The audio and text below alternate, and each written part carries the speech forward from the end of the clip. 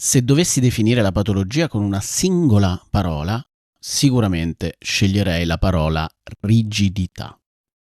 Andiamo a vedere in questo episodio del podcast tutte le forme di rigidità che esistono, approfondiamo questo argomento, se ti interessa stare bene ed evolvere comodamente. Via! Immagina un mondo dove la crescita personale non richiede salti nel vuoto, dove il vero progresso avviene all'interno della tua zona di comfort, dove vivere appieno non significa correre senza sosta sulla ruota del criceto delle aspettative altrui. Se anche tu sogni questa realtà, sei nel posto giusto. Ti do il benvenuto in Comfort Zone, il podcast del dottor Emilio Gerboni. Buon ascolto. Comfort zone. Comfort zone. Comfort zone.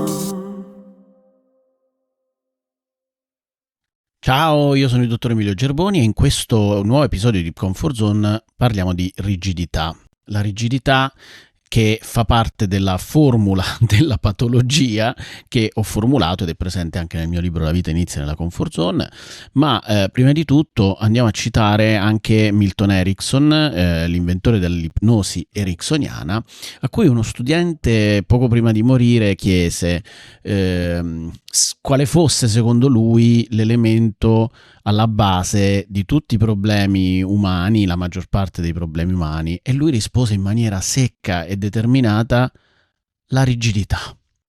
Questa risposta, nella sua semplicità, guida nel capire come intervenire per sbloccare i problemi umani, ovvero intervenire proprio sulla rigidità. Quindi per stare bene non devi mangiare sano, non devi fare allenamento fisico, non devi leggere i mantra e pensare positivo, ma devi andare a individuare quelli che sono gli elementi di rigidità nella tua vita, nel tuo funzionamento e riuscire a rendere più flessibile quella dimensione che è affetta da rigidità, che poi è anche un po' una tendenza stessa dell'essere umano, andare verso la rigidità, quindi a solidificarsi, cristallizzarsi. Infatti noi quando invecchiamo tendiamo a diventare meno flessibili, più rigidi. Tra l'altro io mi sono lussato la spalla 4 volte e una buona notizia dell'irrigidimento è che sostanzialmente, appunto, in questo caso la mia spalla, il medico mi disse: beh, con la vecchiaia vedrai che è più difficile che ti riesce fuori di nuovo la spalla, perché si va a diventare più rigido il tessuto. Benissimo, solo che poi non muovi manco la spalla, quindi in realtà non so cosa sia meglio, se mi esce fuori o se mi entra dentro. E questa battuta comunque è anche collegata al discorso dell'equilibrio tra rigidità e eccesso di flessibilità, perché comunque l'eccesso di flessibilità è comunque al polo opposto. Noi sappiamo che gli estremi non sono bene, faremo una puntata anche sull'equilibrio e quindi appunto c'è un eccesso di flessibilità che richiama immagini come quella del camaleonte, sicuramente non sono un altro segnale di salute, ok? Però, come ti ho detto, la rigidità è uno degli elementi della formula del malessere, diciamo così. L'altro lo vedremo in un altro episodio, non voglio spoilerare troppo perché sennò poi non mi segui il podcast e questo non va assolutamente bene. Anzi, già che ci sei, se ancora non ti sei iscritto, iscriviti al mio podcast dovunque lo stai ascoltando o vedendo. Se sei su YouTube, quindi iscriviti al canale YouTube. Se sei su Spotify, segui il podcast e commenta, metti like, fai quello che vuoi, insomma, per dimostrarmi un po' di affetto e un po' di incoraggiamento, che ce n'è sempre bisogno in questo mondo molto povero di incoraggiamenti, che dobbiamo incrementare invece che essere dei criticoni malefici, che fa parte anche questo della rigidità. Infatti c'è anche l'episodio sulla pesantezza, che è un elemento che va molto molto a braccetto con la rigidità, no? È una delle espressioni della rigidità mentale. Però quando noi diciamo rigidità mentale dobbiamo andare a distinguere i diversi livelli di rigidità che possiamo sperimentare nella nostra vita. Ma prima di approfondire tutti i livelli diversi di rigidità, cerchiamo di capire un attimino bene e in maniera semplice cos'è la rigidità. E la rigidità ha a che fare con le risposte, le reazioni che possiamo avere è in relazione al contesto. Quindi cosa significa questo? Significa che praticamente noi abbiamo risposte che non variano al variare del contesto, abbiamo una risposta fissa, una modalità di rispondere, di agire sia emotiva, sia fisica, sia comportamentale, sia cognitiva, che non varia, quindi è bloccata. E infatti noi parliamo anche di fissità funzionale, che è il meccanismo per cui noi non riusciamo a modificare il nostro modo di vedere una determinata funzione di un oggetto. Quindi ad esempio la forchetta la posso vedere soltanto come un modo per uno strumento per mangiare gli spaghetti e non per infrizzicare l'occhio di qualcuno. No? Quindi ora MacGyver è proprio l'emblema dell'antifissità funzionale e lo andiamo sempre ad esaltare perché appunto MacGyver ci insegna come oggetti di vario tipo possono essere utilizzati in maniera diversa, soprattutto per fare ordigni, bombe e cose di questo tipo, armi, no? Quindi vabbè, infatti io per questo ho imparato da lui che la forchetta poteva essere usata per andare a essere usata come arma, no? Vabbè, a parte questa battuta, diciamo quindi che il fatto di non cambiare il proprio comportamento, il proprio modo di sentire, di vedere le cose, di percepire, già ti sto anticipando un po' tutti i livelli in cui ci può essere rigidità, che chiaramente poi possono essere collegati al cambiare della situazione. E in questo senso, per rinforzarti l'idea che la rigidità sia proprio l'emblema della patologia e quindi ci avvicini maggiormente alla morte, perché salute, vita, patologia, morte, queste sono le due cose che richiamano, ecco. Quindi se ci teniamo a vivere bene, e infatti sopravvivere è un po' a cavallo tra la vita e la morte, no? Siamo degli zombie, infatti molto spesso quando si parla di assenza di vitalità noi parliamo di zombie, no? Come metafora della persona che non è più una persona e che infatti gli zombie hanno un comportamento estremamente stereotipato, perdono la loro individualità, vanno camminando per le città alla ricerca di uomini da mangiare e trasformare in zombie, cioè non è che fanno altro, hanno un unico comportamento, no? E tra l'altro non è che si adattano, anzi in realtà, ecco, ora che mi viene a pensare un po' di film di zombie, bisogna dire che gli zombie che evolvono poi diventano più intelligenti, nel senso che quindi l'assenza di rigidità è anche sinonimo un po' di intelligenza.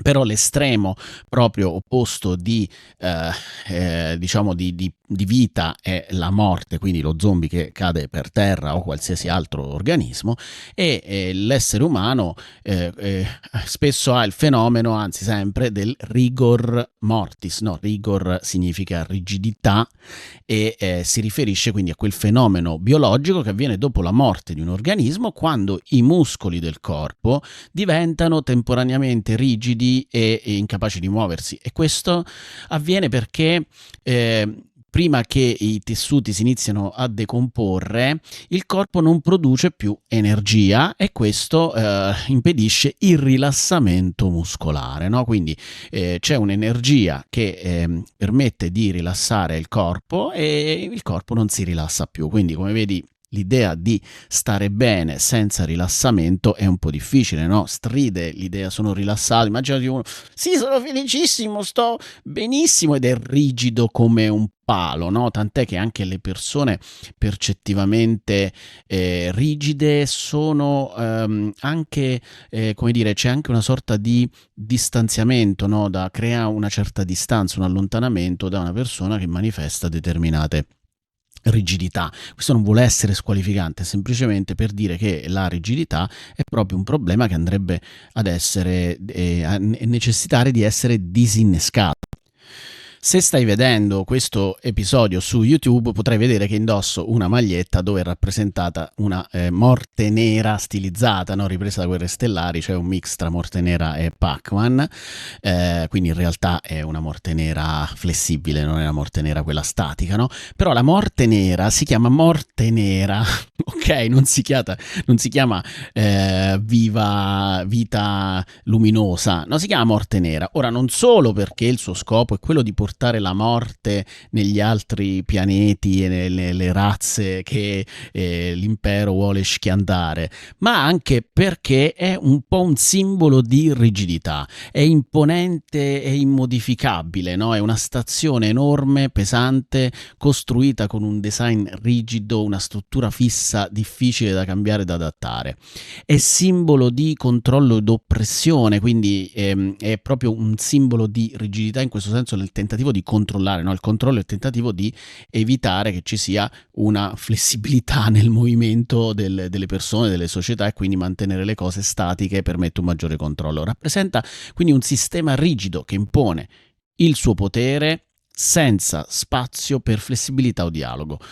È anche simbolo di difficoltà di reagire al cambiamento, no? Quindi perché, nonostante la sua forza, la morte nera è estremamente vulnerabile perché è rigida, ok? Quindi un grande elefante, questo vale anche per molte aziende, no? Quindi le aziende enormi e grandi sono degli elefanti che sono difficili da muovere, sono più rigide perché appunto lo spostamento diventa complesso e quindi fa fatica ad adattarsi alle situazioni, tant'è che infatti abbiamo fatto anche la puntata sul pensare in grande, dove parlavo degli hangar più grandi che vanno a creare dei problemi, e quindi grandezza spesso significa anche maggiore livello di rigidità che si va a incrementare, no?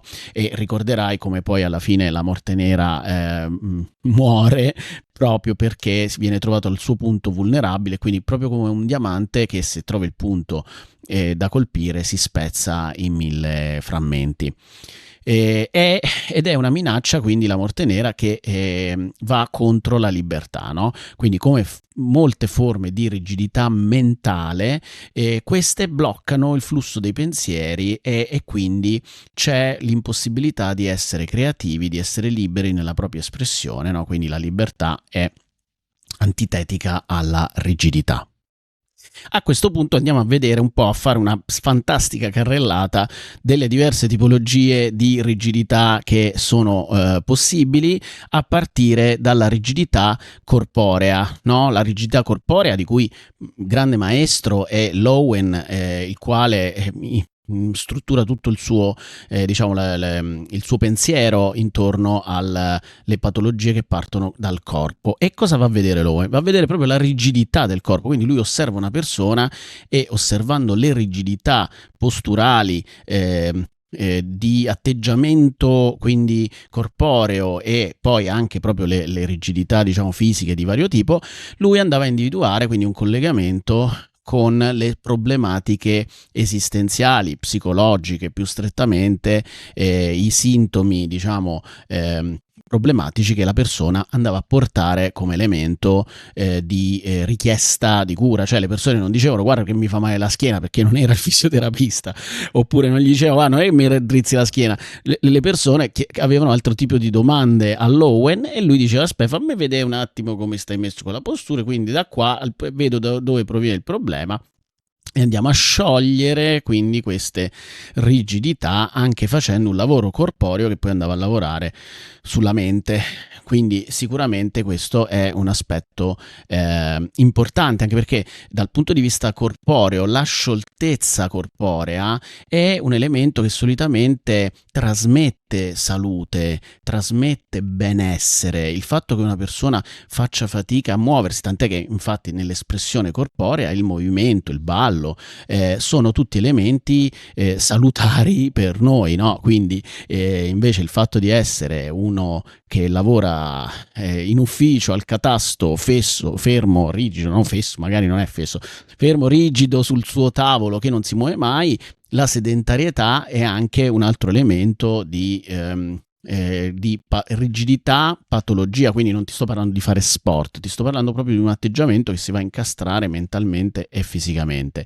Poi abbiamo la rigidità comportamentale, quindi il fatto di, come dice la parola stessa, di avere comportamenti, sempre gli stessi comportamenti, e quindi di non avere una variabilità di un comportamento, e quindi per esempio io cucino sempre lo stesso piatto per cena, banalmente questo, o cucino sempre nello stesso modo, o faccio delle azioni in una certa specifica sequenza. Questo non è un elemento di comodità, è un elemento di scomodità, di rigidità, quindi di risposta rigida. Poi abbiamo la rigidità emotiva, quindi nella rigidità emotiva noi rimaniamo stabili in un umore, e facciamo fatica ad avere una variabilità che si adatta anche al cambiamento del contesto, oppure appunto tendiamo a rispondere in maniera emotiva, e quindi non rispondiamo variando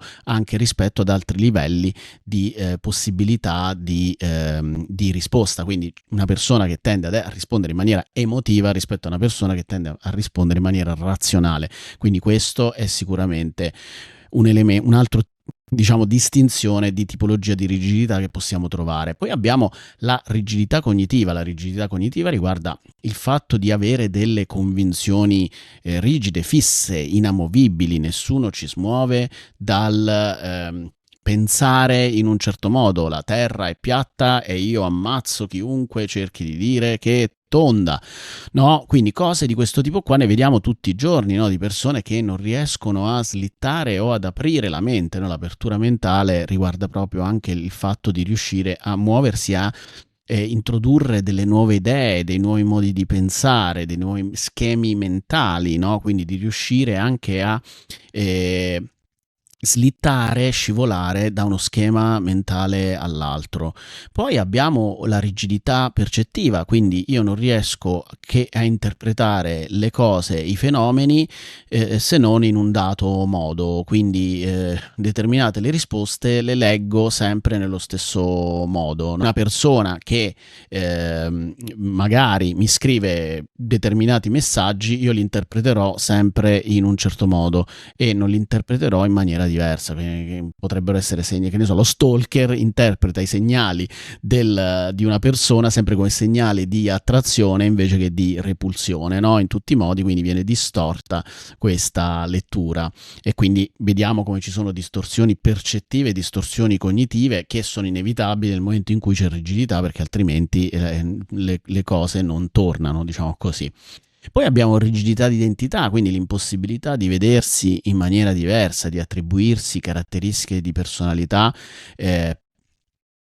o arricchire le caratteristiche di personalità, quindi di andare ad ampliare la propria identità. E quindi, ad esempio, sono il professionista, mi vedo come il professionista e basta. Infatti in questo senso potremmo andare a vedere diverse rigidità che vanno ad affiancare, cioè quindi il professionista si comporta in un dato modo, pensa in un certo modo, si veste in un certo modo, parla solo di determinate cose, studia solo certe cose e risolve i problemi in questo modo qui. Quindi questo capisci che questa è proprio una rigidità, e nella maggior parte dei casi anche a fronte di insuccesso. Quindi anche se io non vedo i risultati, non mi interessa.